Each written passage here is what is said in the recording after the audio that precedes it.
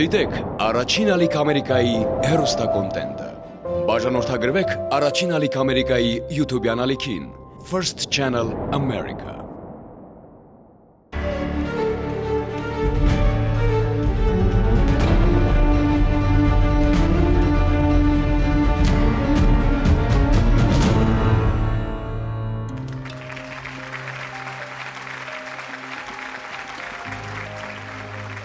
Բարի երեկո։ Եթերում «Սպասիր ինձ» հաղորդաշարն է։ Եթե բնակվում եք Ամերիկայի Միացյալ Նահանգներում, բայց կորցրել եք կապը ձեզ համար թանկ մեկի հետ, որը ենթադրաբար բնակվում է Հայաստանում, Կամ եթե բնակվում եք Հայաստանում, բայց ուզում եք վերականգնել կապը Ամերիկայում բնակվող ձեր ընկերոջ կամ ազգականի հետ, երկու դեպքում էլ մեզ դիմելը խրախուսվում է։ իսկ ինչ է պետք որոնումներ սկսելու համար, մեզ ամենահաճախ տրվող հարցերից է։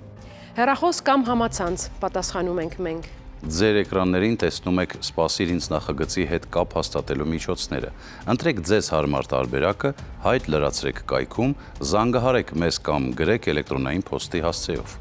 Որոնման հայտը ստանալուն պես ձեզ հետ կապ կհաստատեն մեր խմբագրությունից, իսկ շատ չանցած ձեր պատմության մասին կիմանան հազարավոր հեռուստադիտողներ։ Ձեզ կմնա միայն սպասել ամենաերանելի պահին, երբ հայտնենք ձեր հարազատի գտնվելու լուրը։ Իսկ մենք սկսում ենք այսօրվա թողարկումը։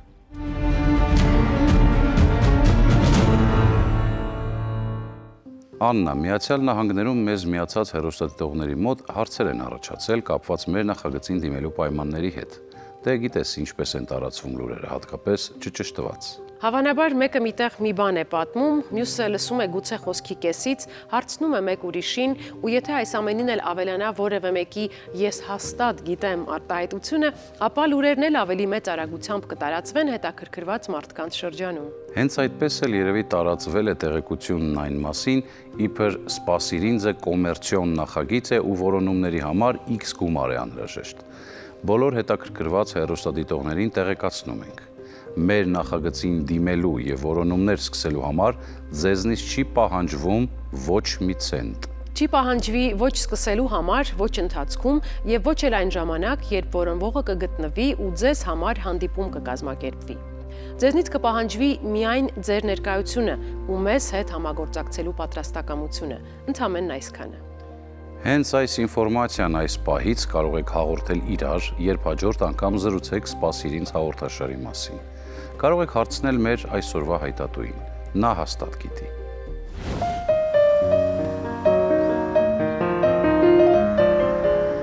Մեր նկարանող խումբն էջմիածնում է, որոնման հայտ ունենք։ Պատմությունը տեղի է ունեցել 1915 թվականին, բայց նույնիսկ 110 տարվա վաղեմությունը մեր հայտատուին չի խանգարում շարունակել հարազատների որոնումները։ Ռիփսիմե Ղազարյանը դիմել է մեզ հորեղբոր Սուրեն Ղազարյանի ժառանգներին գտնելու խնդրանքով։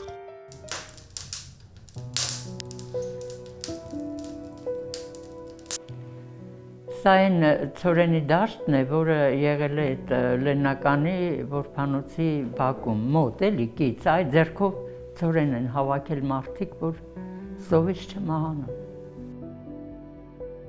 1915 թվականին Ռիփսիմե Ղազարյանի հայրը Մելիքը, նրա երկու եղբայրները, Որոնցովն ու Սուրենը, ինչպես նաև նրանց մայրը Ծաղիկը, գաղթեցին Արևելյան Հայաստան, հասան ներքին աղտա։ Տղաների հայրը մահացել էր, տուն եւ սնունդ չկար։ Մայրը երեխաներին ժամանակավորապես հանձնեց Ալեքսանդրապոլի որբանոց եւ խոստացավ վերադառնալ, բայց որբանոցում եւս սով էր։ Երեխաները խմբերի էին բաժանվում, գնում էին մոտակա դաշտեր ու ցորեն հավաքում։ Ռիփսիմեի հայրն ու ավագ հորեղբայրը իրենց կրտսեր եղբորը Սուրենին թողնում էին որբանոցում եւ մյուսների հետ գնում սնունդ հայթայթելու։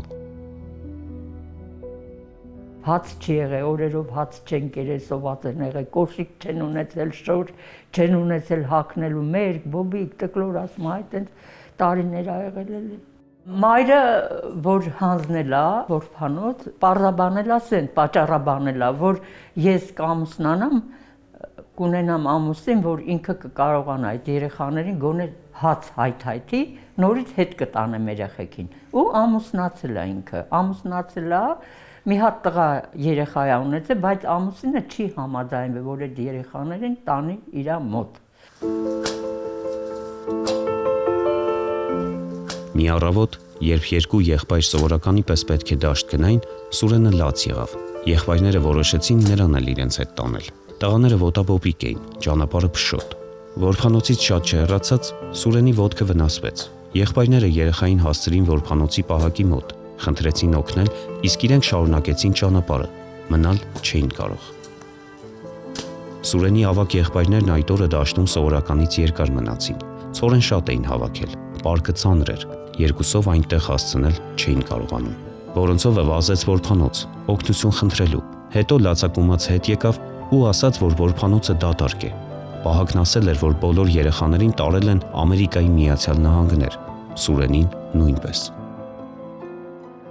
Պապաս միշտ կասկածում է, որ այդ երեխուն որբանոցի աշխատողներից մեկն է վերցրել, ինքը չի եղել Ամերիկայի Միացյալ Նահանգներում։ Մտածում էր այտենց, բնավորությամբ շատ ճարպիկ ա եղել, շատ, վերին աշճանի ունակ ա եղել, ամեն ինչ ասում, այնտեղ մի բան չասած, ինքը ընկալում էր անմիջապես, ու բոլորը այդ երեխուն սիրում էին, շատ էին սիրում։ Բնավորությամբ շփվող ա եղել, մերվող ա եղել շատ, այտենց երեխա ա եղել։ Միշտ դրական բաներ էր պատմում այդ եղբոր մասին ու նկարագրում էր, որ Վարանցովին ա նման եղել շատ, տեսքով։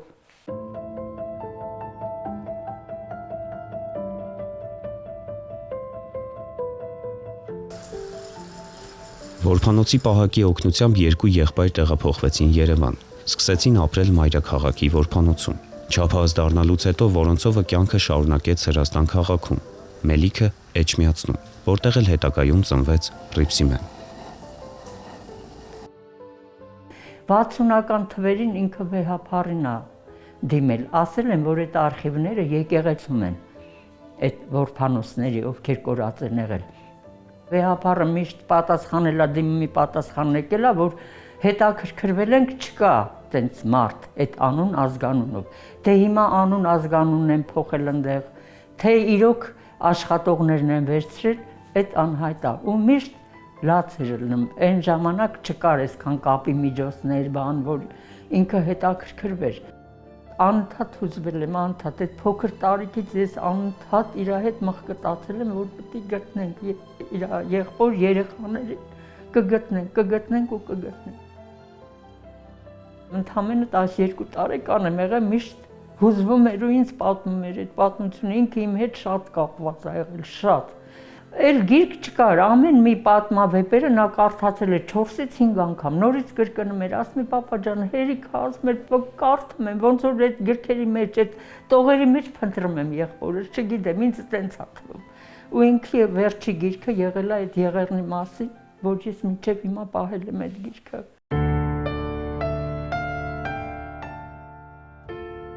Այստեղ նկարներ կա, որբերի նկարները։ Հայ որբերի նկարը։ Նկարի մասին ասում էր, որ իմ եղբայրը երևի ստեղ արդեն մեծացած է, ես չեմ ճանաչում, բայց որտեղ է պիտի գտնել, ոչ միտեղ։ Այս պատմության հերոսներն արդեն ողջ չեն, բայց ընտանիքի անդամները շարունակում են փնտրել մարդկանց, որոնք գուցե ինչ-որ բան գիտեն իրենց հորեղբոր Սուրեն Ղազարյանի անցած ճանապարհի մասին։ Հարազատները հույս ունեն գտնել նրա ժառանգներին։ Ես ուզում եմ գտնեմ, որ պապայիս խոստացել եմ իր խոստումը կատարեմ, իմ խոստումը կատարեմ եւ հանգիստ լինենք, էլի իմանանք մեր արմատները որտեղ են, ինչ են եղել, ինչի սենց եղավ։ Մի բան պակաս է անպայման իմ կյանքում, գոնե քանի կենդանի եմ, ես վատառողջ եմ, էլի երկար կյանք չունեմ, խնդրում եմ ինչ կլինի, շուտ, մի հատ ճանաչեմ իրենց տեսնեմ, ասեմ, ես ինչ խոստացել եմ իմ պապային, ես իմ խոստումը կատարել եմ։ Ուզում եմ տեսնեմ իրենց անպայման, ոնց որ մի բան կիսատ է իմ կյանքում, միշտ կիսատ է։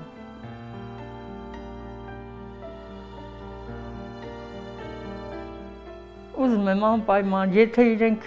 լսում են ինձ, եթե կան, գոյություն ունեն, խնդրում եմ արձագանքեք, մենք մի արյուն ենք, գոնե վաղ չենք կարողացել գտնել, մտերմություն անել, որ ինքը կենդանի ա եղել, գոնե հիմա մեր երեխաների հետ մտերմություն անել։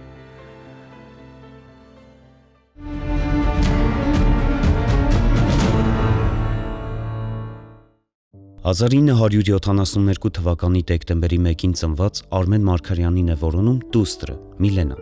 Միլենայի ծնողները ամուսնալուծվել են, երբ նա 15 տարեկան էր։ Վերջին անգամ Արմենը զանգահարել է Երևանում բնակվող իր մորը 2014 թվականի հոկտեմբերի 9-ին։ Նրա հետագա ճակատագրի մասին ոչինչ հայտնի չէ։ Արթուրին եւ նրա ընտանիքին է որոնում նրանց ազգականը Ամերիկայի Միացյալ Նահանգներից՝ Լինա Փանոսյանը։ 70-ական թվականներին Լինայի հարազատներն ապրում էին Երևանում։ Հայտնի է, որ Արթուրը Անահիտ անունով քույր ունի։ Նրանց հոր անունը Ռոբերտ է, իսկ հորաքրոջ անունը Էմմա։ Մարինա Մալոյանը երազում է գտնել զարմուհուն Աննա Հակոբյանին։ Աննայի հայրը Կարլենը Մարինայի քեռին է։ Կարլենը մահացել է 1978 թվականին 39 տարեկան հասակում։ Մի քանի տարի անց նրա կինը Հասմիկը վաճառել է Երևանում գտնվող իրենց բնակարանը եւ դուստրերի հետ մեկնել անհայտ ուղությամբ։ Ազգականների հետ կապը այդ օրից ընդհատվել է։ Ասիա Միսակի Սահակյանին է խնդրում արձագանքել նրա քույրը Ժենյան։ Վերջինիս հայրը Միսակը Իրանի քաղաքացի էր, բայց ապրում ու աշխատում էր Դոնի Ռոստով քաղաքում։ Այնտեղ ծանոթացել է երիտասարդ աղջկա հետ, որի հետ շուտով ամուսնացել է։ 1926 թվականին մեկնել է Իրան ազգականներին այցելելու, սակայն երկրից դուրս գալ այլևս չի կարողացել։ Նույն օրերին պարզվել է, որ նրա կինը հղի է։ 1926 թվականին ծնվել է Ասիան։ Հայրենիքում Միսակն ամուսնացել է երկրորդ անգամ, ունեցել է որդի եւ 3 դուստր։ Ավագ դստեր ճակատագրի մասին նրանք ոչինչ չգիտեն։ Լիլիթ Վարդանյանը ցանկանում է տեղեկություն ստանալ իր պապիկի եղբոր Աղվանի մասին։ Աղվանը ծնվել է 1921 թվականին։ Երկրորդ համաշխարհային պատերազմի ժամանակ եղել է առաջնագծում։ 1943 թվականին նրա ընտանիքը նամակ է ստացել, որում ասվում էր, որ Աղվանն անհետ կորած է ճանաչվել։ Աղվանի մայրը մինչև կյանքի վերջ սպասել է որդու վերադարձին։ Հայրենական մեծ պատերազմի տարիներին անհետ կորած Սերգեյ Ենգիբարյանի մասին որևէ տեղեկություն է փնտրում նրա զարմուհին Գայանեն։ Վերջինիս մայրն ամբողջ կյանքում երազել է գտնել եղբորը, սակայն մահացել է, այդպես էլ ոչինչ չիմանալով նրա մասին։ Վերջին նամակը Սերգեյից ընտանիքը ստացել է Վրաստանից 1941 թվականին։ Ինչպես է դասավորվել նրա ճակատագիրը դրանից հետո, հայտնի չէ։ Արմեն Նիկողոսյանին է որոնում իր դուստր Կարինեն։ 2014 թվականին Արմենը Հայաստանից մեկնել է Ռուսաստան։ Վերջին անգամ տուն է զանգահարել 4 տարի առաջ Լիպեցկ քաղաքից եւ ասել, որ աշխատում է որպես պահակ ավտոկայանատեղիում։ Դրանից հետո Արմենի հետ կապն ընդհատվել է եւ ընտանիքը մինչ օրս որևէ լուր չունի նրա մասին։ Կարինեն այժմ բնակվում է ԱՄՆ-ում։ Գուրգեն Բաղումյանին է որոնում նրա ազգականը Ամերիկայի Միացյալ Նահանգներից Բագրատ Խաչիկյանը։ Գուրգենը ծնվել է 1959 թվականին։ 1990 թվականին մեկնել է Լենինական քաղաքից եւ այլևս կապի դուրս չի եկել։ Ընտանիքն արդեն 30 տարուց ավելի ոչինչ չգիտի նրա մասին։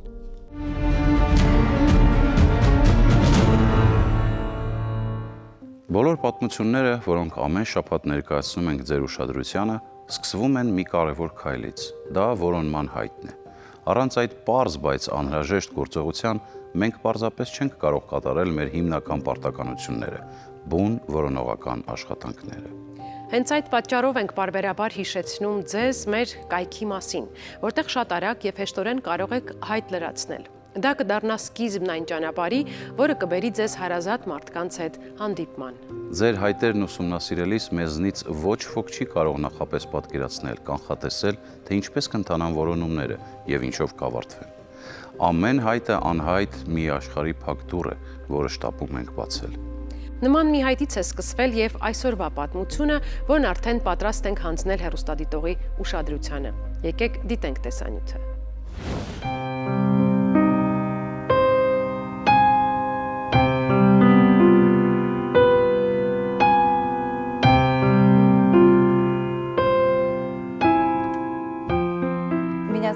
Ես Օքսանա Նալբանդյանն եմ։ Ապրում եմ Ամերիկայի Միացյալ Նահանգներում, Նյու Յորք քաղաքում։ Մասնագիտությամբ գրաֆիկ դիզայներ եմ եւ լուսանկարիչ։ Ես փնտրում եմ իմ հայրիկի Ալեքսանդր Համբարձումի Նալբանդյանի ազգականներին։ Օքսանան իր ազգականներին երբեք չի հանդիպել։ Միայն հայրիկից Ալեքսանդրից մշտապես լսել է, որ իրենք Հայաստանում բարեկամներ ունեն։ Համբարձում պապիկը 3 քույր ուներ՝ Արուսը, Փիփուշը եւ Զինան։ Փիփուշը Ջեմմա անունով դուստր ուներ։ Որքանով ինձ է հայտնի, նրանք բոլորն էլ ապրել են Հայաստանում, հնարավոր է հենց Երևանում։ Զինան 3 երեխա ուներ՝ Գևորգը, Ռաֆիկը եւ Սուսաննան։ Գիտեմ, որ Սուսաննայի ամուսնու անունը Համլետ էր։ Նրանք 2 երեխա ունեին՝ Արմենը եւ Տիգրանը։ Ինձ այսքանն է հայտնի։ Սա իմ հայրն է։ Ալեքսանդրի մանկությունն անցել է Ուկրաինայում։ Հետո, երբ հայրն ու մայրն ամուսնալուծվել են, Ալեքսանդրը տեղափոխվել է Սիկտիվկար քաղաք, որտեղ էլ ամուսնացել է Օքսանայի մայրիկի Լյուդմիլայի հետ։ Հայրս Ալեքսանդրը մինչև իմ ծնվելը շատ հաճախ էր մեկնում Հայաստան։ Քույրերս նույնպես եղել են այնտեղ։ Ցավոք, վերջին անգամ հայրս Հայաստանում է եղել, երբ այնտեղ ուժեղ երկրաշարժ էր տեղի ունեցել։ Ես այն ժամանակ դեռ փոքր էի, 3 կամ 4 տարեկան։ Ցավոք, այդ ժամանակ նա ինձ իր հետ չի տարել։ Ես միշտ լսել եմ այն մասին, որ մենք Հայաստանում ազգականներ ունենք, որ նրանք շատ լավ մարդիկ են։ Ես շատ կուզեի ծանոթանալ նրանց հետ։ 1988 թվականից հետո Ալեքսանդրի եւ հարազատների միջև կապը խզվեց։ Հիմա Ալեքսանդրը շարունակում է ապրել Սիկտիվկար քաղաքում։ Առողջական խնդիրների պատճառով նա նկարահանումներին մասնակցել չկարողացավ։ Հարազատների որոնման հարցում նրան օգնում է դուստրը՝ Օքսաննան։ Սպասիր ինձ նախագծին դիմելու որոշումն իրականում շատ ինքնաբուխ էր։ Անկեղծ ասած, ես առանձնապես ակնկալիք չունեի, որ արդյունք կլինի։ Մայրիկս խորհուրդ տվեց դիմել։ Կես կատակ, կես լուրջ առաջարկեց՝ եկեք փորձենք։ Դե մենք էլ փորձեցինք։ Ես փնտրում եմ իմ հոր, Ալեքսանդր Համբարձումի Նալբանդյանի եւ իմ պապիկի Նալբանդյան Համբարձումի ազգականներին։ Փնտրում եմ վերջինիս քրոջը, Զինային եւ նրա զավակներին՝ Գևորգին, Ռաֆիկին եւ Սուսաննային։ Շատ կուզեի գտնել նրանց, հանդիպել եւ ծանոթանալ։ Սկզբում թվում էր, թե ոչ մի բարդ բան չկա այս պատմության մեջ, եւ որոնվողը շատ արագ կգտնվի։ Բայց ինչպես արդեն ասացինք, մեր կանխատեսումները միշտ չէ, որ իրականանում են։ Այդուհանդերձ, երբ կա որոնողի մեծագույն երազանքը եւ ամեն գնով արդյունքի հասնելու մեր ցանկությունը, ամեն խոչընդոտ հաղթահարվում է։ Սա եւս մի փոքրիկ հաղթանակ էր մեր թիմի համար։ Իսկ արդյունքը կտեսնենք հենց հիմա։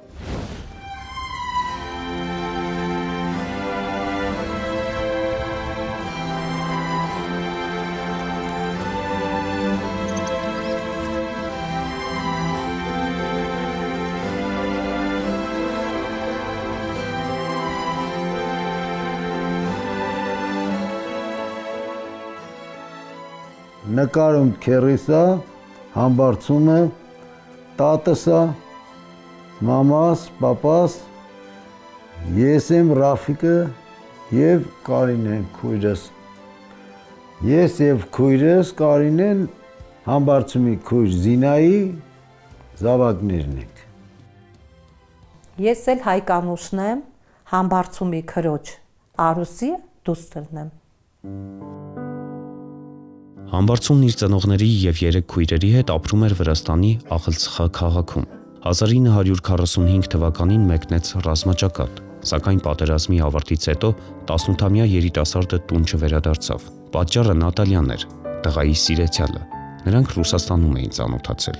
Ամուսնությունից հետո երիտասարդները բնակություն հաստատեցին Կրասնոդարի երկրամասի Կրոպոտկին քաղաքում։ Աղլցխա եկան 1948 թվականին, երբ նրանց որդին Ալեքսանդրը 1 տարեկան էր։ Շատ լավ ընդունեցին մամայինքս, էլի նույն ուրախությամբ ամեն ինչով, որ առաջի անգամ կնոջ հետ եկել է։ Երևի մի ամիս մնացին մեր մոտ հյուրեկան, ամեն ինչ նորմալ էր։ Քուրերը գիտես ոնց էին սիրում։ Մեր տունը առանց չափազանցնելու, որ գիտեին քերս գալիս էր, հարսանիք էր։ Մամայինքս պատրաստություն էին տեսնում, շատ ուրախ ընդունում էինք իրան, որ տարին մի անգամ, 2 տարի մի անգամ քերս եկել է մեր տուն։ Դե պատկերացնում եք ինչ ձևի ուրախություն էր։ Տատիկս կար այն ժամանակ, Հայկան տատիկս։ Դպրոցական էի երևի, որ Ալեքսան ասում էին, մամայինքս դե ասում էին, որ դու քեռու տղա ունես։ Այդտենց ու արդեն իմ ուղեղի մեջ տպավորվել է այդ ամեն ինչ։ Ալեքսանը իմ քեռու տղան։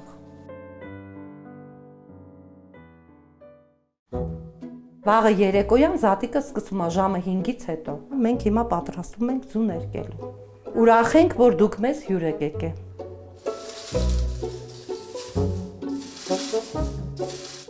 1970-ական թվականների սկզբին Համբարձումի որդին Ալեքսանդրը տեղափոխվեց Սիկտիվկար քաղաք։ Տղան քննիչ էր, ոստիկանությունում էր աշխատում։ Նա հարազատներին հաճախ էր այցելում։ Զինա հորաքույրն ապրում էր Երևանում, Թամանցիների 16 հասցեում։ Մյուս հարազատներն նախընծխայում էին։ 1983 թվականին Ալեքսանդրն ամուսնացավ եւ կնոջ հետ եկավ Հայաստան։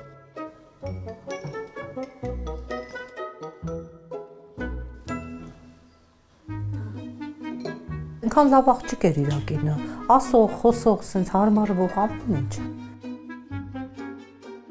Շատ սիրուն էր կինը, սիրուն, սենց կասիշկել հյուսում էր, մազերը երկար, ինքը շատ սիրուն ֆիգուրայով աղջիկ էր, սենց ոնց հիմա պատմեմ, ոնց որ ինքը գա իմ աչքի դեմ է այտենց։ Ինքը շատ բարի կին էր, իրոք շատ բարի կին էր, մեր կաթերը մեկ հավանում էր, մեկ չէր հավանում, ու տենց հիշում եմ, իրանց շատ լավ հիշում եմ։ Մենք շատ հույրասեր մարդիկ ենք եղել, ապրել ենք փոքր սենյակներում, բայց ուրախ է եղել մեր սիրտը, ընդունել ենք բոլորին սրտաբաց, դիմավորել ենք եւ ճանապարհել ենք ինչպես կարգն է, հայերս ոնց ենք անում այտենց։ 1988 թվականի Սպիտակի երկրաշարժից հետո Ալեքսանդրն ընկերների հետ եկավ Հայաստան, սնունդով եւ առաջին անհրաժեշտության իրերով տուժածներին օգնելու։ Բարեկամները տղաներին տուն հրավիրեցին։ Նրանք մի քանի օր անցկացրին Երևանում։ Հետո Ալեքսանդրը մեկնեց Սիկտիվկար եւ հարազատները նրան այլևս չտեսան։ Դիմավորել ենք, հյուրասիրել ենք եւ ճանապարհել ենք, ոնց որ պետք նահարկը, ու դրանից հետո կապ չենք ունեցել։ Երևի թե մեծերը մահացան, գիտեք, հիմա արդեն ոնց է ստացվել, այտենց մենք կորցրեցինք իրանց։ Իրոք շատ ենք ափսոսում, որ այսքան տարի կապ չենք ունեցել, դե որ մտածում ես, հենց քեռու տղա իր աղբերն է, էլի եղբայր է գալիս։ Պիտի այդ կապը լիներ։ Հրաշքը տեղի ունեցավ, երբ բոլորն արդեն հույսը կորցրել էին։ Առաջին ալիքի եթերում հայտնվեց Նալբանդյանների ընտանեկան հին լուսանկարը։ Պարզվեց, որ Ալեքսանդրի դուստրը Օքսանան Հայաստանում ապրող իր հարազատներին է փնտրում։ Հայ ասեց, ես տոտս ա, մորքուրս ա, քերս ա, ու պատկերացրա պուլտը ձեռիցս գցել եմ, ես շոկի մեջ էի։ Գրկել եմ տելևիզորը, սիրտս լցվել ա ու լացում եմ։ Ես էլ ասում եմ տունը մեկ մլիկ, ասես Հայկուշը գժվել ա, ինչ ա եղել։ Եթե ուրիշը պատմեր, ես չէի հավատա, բայց որ իմ հետ ա կատարվի, ես 100% արդեն հավատում եմ թշկներին։ Մշտապես հիշել ենք, որտեղ որ հավաքվել ենք այդ խոսակցությունը եղել ա, շատ ուրախ ենք, որ հիմա կգտնենք իրար, կիմանանք Ալեքսանը կա թե չկա, կիմանանք որտեղ է ապրում, եթե կա, ում հետ է ապրում։ Բարև Օքսանա ջան, ես շատ ուրախ եմ, որ քեզ գտել եմ։ Հրավիրում եմ Հայաստան քեզ։ Սիրելի, շատ քեզ սիրում եմ ես, շատ, ինչքան ասես, մենք բոլորս, Ռաֆիկն էլ, Կարինեն էլ, բոլորս, բոլոր հարազատներս քեզ ենք սպասում։ Օքսանա ջան, շատ ուրախ ենք, որ դու մեզ փնտրեցիր, մենք իրար գտանք, կապ կստեղծենք, կտեսնենք ինչ կլինի, ոնց կլինի մեր հանդիպում, կլինի թե չլինի, գոնե հեռախոսով կխոսենք եւ իրար լավ կճանաչենք մոտիկից։ Շատ շնորհակալ ենք քեզ։ Այս պատմության երջանիկ ավարտից մեզ բաժանում էր ընդամենը մի քայլ։ Եվ կարծում եմ բոլորդ արդեն հասկանում եք, ինչ քայլի մասին է խոսքը։ Մեզ մնում էր միայն հանդիպում կազմակերպել։ Դե դա մենք անում ենք անսահման հաճույքով։ Սա երևի մեր աշխատանքի այն մասն է, որը երբեք չի հոգնեցնում։ Հակառակը, մենք էլ նոր էներգիայով ենք լիցքավորվում, երբ որոնողի եւ որոնվողի հանդիպումն ենք կազմակերպում։ Ու հիմա ոչ պակաս հաճույքով ձեզ կցուցադրենք հանդիպման երջանիկ պահը։ Օքսաննա, մենք հենց այնպես չենք եկել ձեզ մոտ։ Այս պահին մի ընտանիք Հայաստանում անհամբեր ձեր զանգին է սպասում։ Շատ հաճելի է։ Կռահում եք ովքեր կարող են լինել։ Ոչ, սակայն ենթադրում եմ, որ հայրիկիս ազգականներն են։ Այո, ձեր պապիկի համբարձումի ընտանիքն է։ Շատ հաճելի է։ Ինչ է լինում, երբ կադրում հեռախոս է հայտնվում։ Սրուցում եմ։ Ուրեմն տես բանալ լինում, հրաշք։ Արտասվում եմ ոչ թե ազգականներից գտնելու պատճառով, դա իհարկե հրաշալի է, բայց ավելի շատ այն գիտակցումից, որ նման ճանապարհ անցնելուց հետո ամեն բան ավարտվեց եւ հասա արդյունքի։ Հիանալի զգացողություն է։ Ես արդեն ուզվում եմ։ Ես լացկան եմ շատ։ Առաջը տենց չէի, բայց հիմա շուտ լացում եմ, չգիտեմ։ Լացկան եմ դառը։ Հուզվում եք։ Այո, մի փոքր։ Ես նրանց երբեք չեմ տեսել, նրանք էլ ինձ։ Նույնիսկ չգիտեմ, արդյոք գիտեն նրանք իմ գոյության մասին, թե ոչ։ Դե հիմա արդեն հաստատ գիտեն, բայց մինչ այդ գուցե չեն իմացել։ Օքսանան ապրում է Նյու Յորքում։ Մեր գործընկերն այժմ իր հետ է։ Իդեպ նա հենց նոր է իմացել, որ իր որոնման հայտն արձագանք է ստացել։ Պատկերացնում եք նրա հոգեվիճակը։ Ինքն էլ այ մահուզված։ Լավ, եկեք չչարաշահենք ձեր եւ նրա համբերությունը, եթե պատրաստ եք զանգահարենք։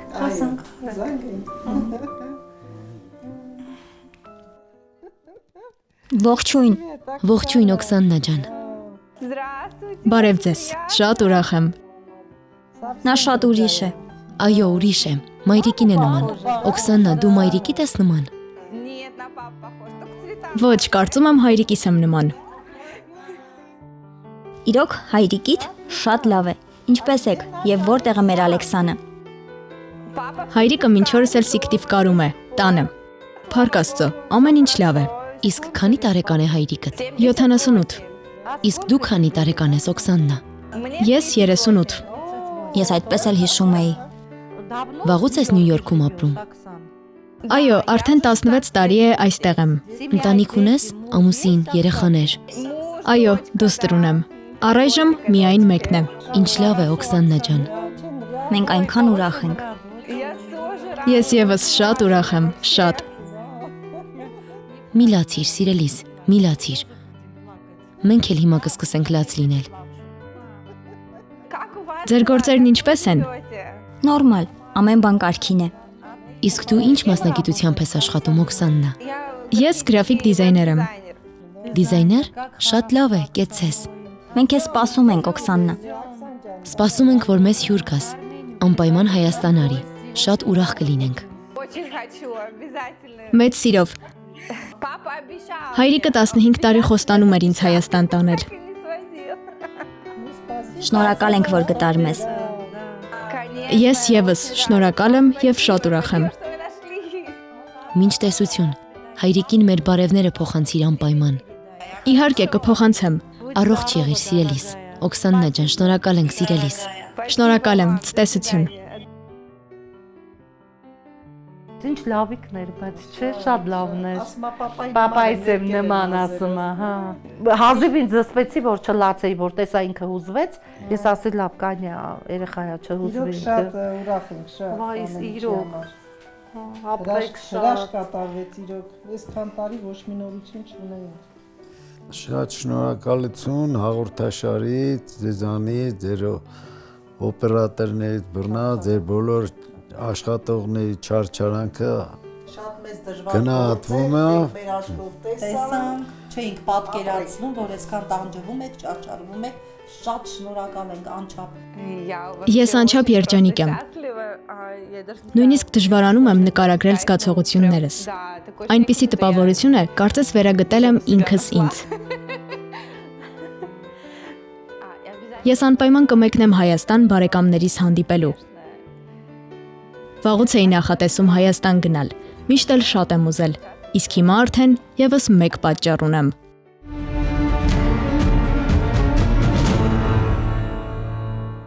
Եվս մի որոնում ավարտվեց, եվս մի անգամ գոհունակությամբ շունչ քաշեցինք, եվս երկուսը գտան իրար, լցրեցին միմյանց կյանքը ուրախությամբ ու գուցե ավելի ուժեղ դարձան։ Գիտենք, որ մեր հաղորդաշարի մասնակիցների հետագա ճակատագիրը եւս հետաքրքրում է մեր հեռուստադիտողներին եւ խոստանում ենք հետագա թողարկումներից մեկում պատմել նաեւ այդ մասին։ Իսկ այսօրվա համար այսքանն էինք նախատեսել։ Մնացեք խաղաղությամբ։ Մինչ հանդիպում։